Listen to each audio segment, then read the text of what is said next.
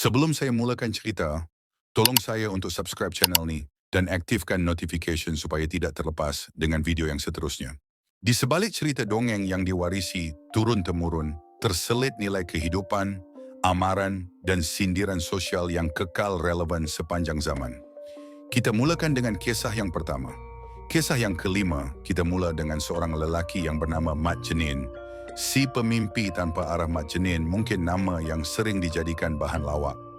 Tapi kisahnya sebenarnya sangat bermakna. Dia digambarkan sebagai seorang pemuda kampung yang rajin, tapi suka berangan-angan.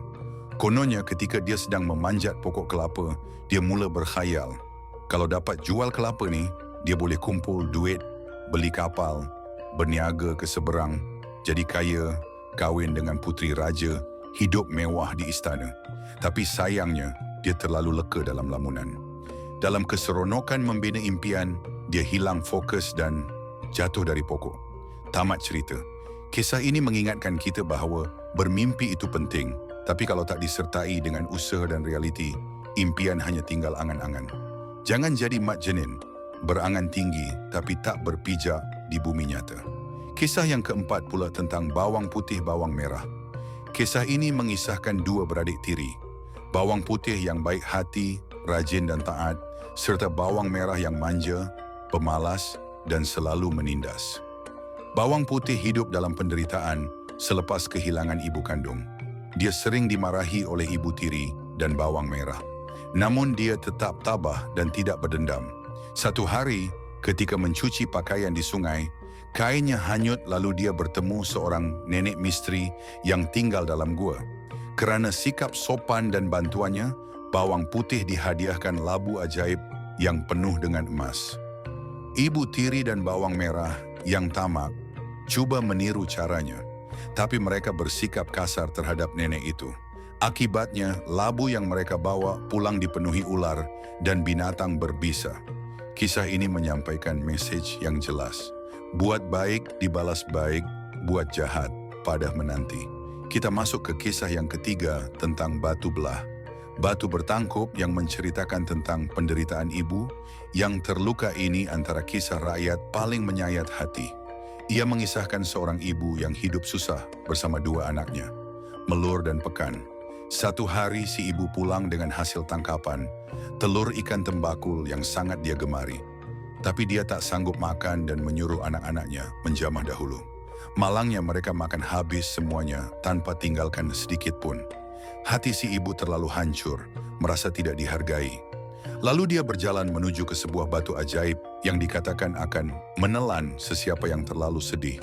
Si ibu menyeru, "Batu belah, batu bertangkup, aku datang menuntut janji." Dan dia pun hilang ditelan batu itu. Kisah ini mengangkat pengorbanan ibu yang terlalu besar. Ia mengajar kita agar jangan sesekali ambil mudah kasih sayang dan keperitan yang ditanggung seorang ibu. Kisah yang kedua pula tentang Pak Kaduk yang menjadi bualan mulut berkaitan dengan peribahasa. Menang sorak, kampung tergadai. Peribahasa menang sorak, kampung tergadai berasal dari kisah Pak Kaduk. Dia terkenal sebagai pemain laga ayam yang hebat, namun dalam satu pertarungan penting, dia terpedaya dengan helah raja. Dia ditukar ayam tanpa sedar, lalu pertaruhan besar pun dibuat. Ayam Pak Kaduk kalah. Bukan itu sahaja, dia kehilangan seluruh kampung kerana terlalu yakin dan tidak berhati-hati dalam membuat keputusan. Kisah ini jadi sindiran kepada mereka yang bodoh sombong, yang mudah diperalat kerana tiada kebijaksanaan. Dalam dunia moden pun, ramai yang masih terkado, kalah kerana keputusan yang tidak berfikir panjang. Ini pula kisah yang pertama yang sering menjadi cerita rakyat atau mitos dalam kalangan orang kita. Si tanggang, anak derhaka menjadi batu. Dan akhirnya, di tempat pertama, kisah rakyat yang paling popular dan paling banyak disebut dalam peribahasa dan lagu rakyat. Si tanggang. Si tanggang membesar dalam keluarga miskin, tapi bercita-cita tinggi.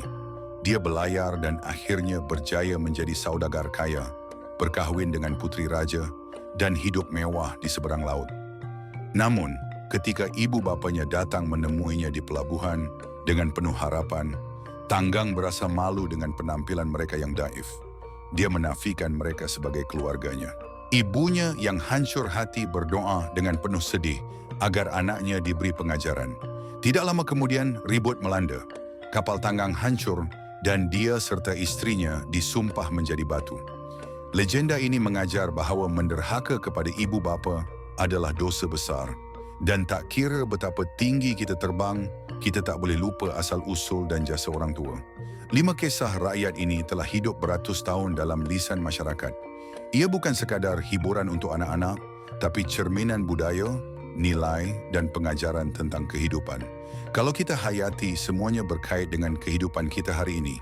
Soal keluarga, tamak, jujur, angan-angan dan budi bahasa. Jadi, antara kelima-lima kisah ini, yang mana paling dekat dengan hati anda?